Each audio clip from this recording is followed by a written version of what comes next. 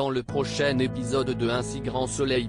Tandis que Ludo fait une découverte macabre, rien ne va plus entre Alain et Elisabeth.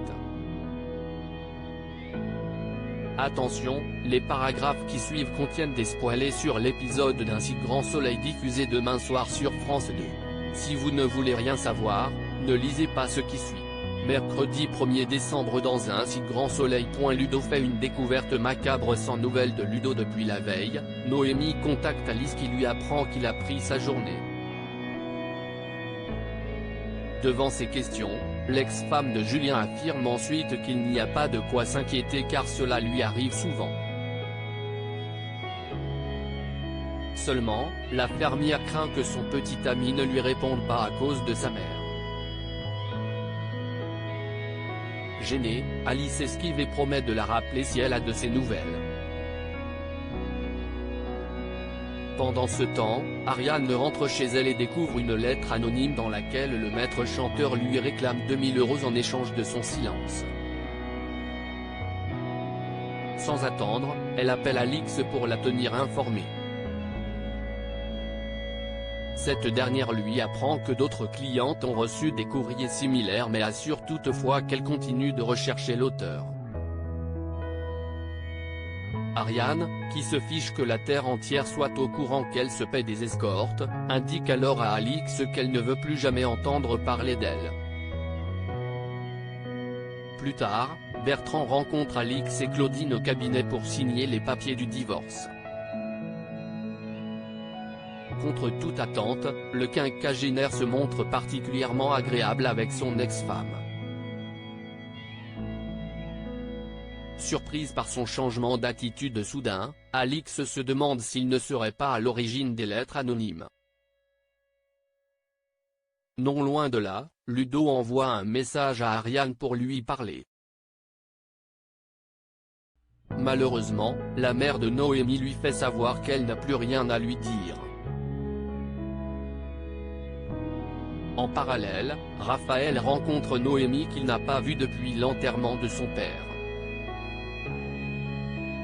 Très inquiet pour Ariane, Raphaël prie la jeune femme de faire un effort pour apaiser les tensions.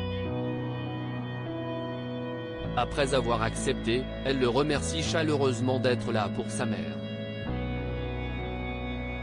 La nuit tombée, Ludo se rend chez Ariane. Comme elle ne répond pas, il tente de l'appeler. En entendant le téléphone sonner derrière la porte, le soigneur pénètre dans la maison dans l'espoir d'avoir une discussion avec elle. Lorsqu'il se rend à l'étage, Ludo découvre avec stupeur le corps d'Ariane gisant dans une baignoire remplie de sang.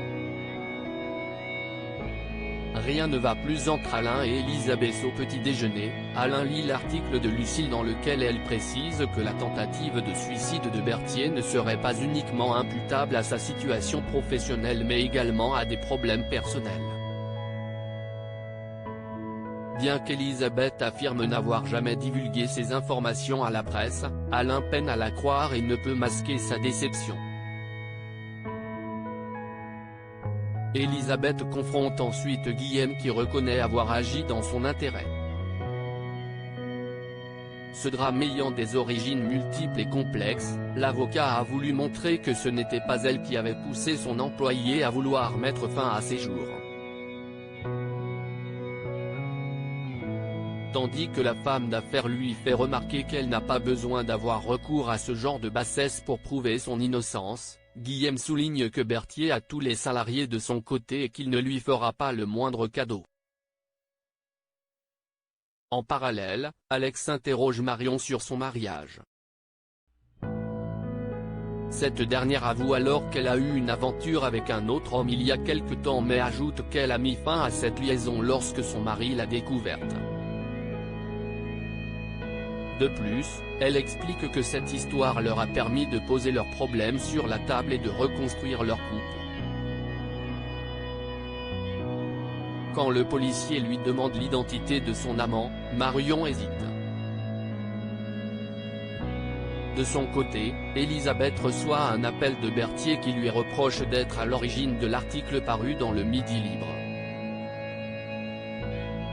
Jugeant cette méthode absolument ignoble, elle garantit qu'elle n'y est pour rien.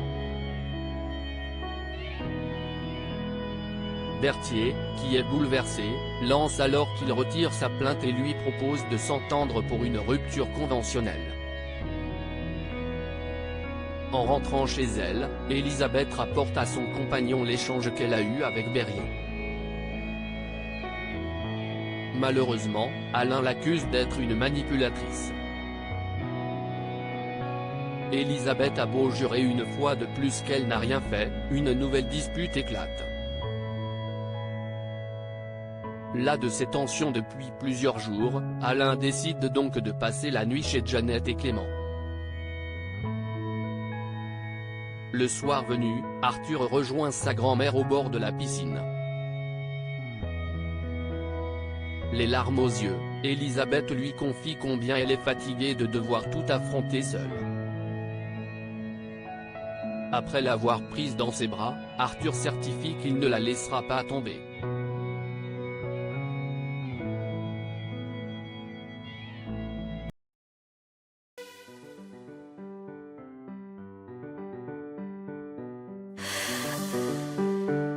나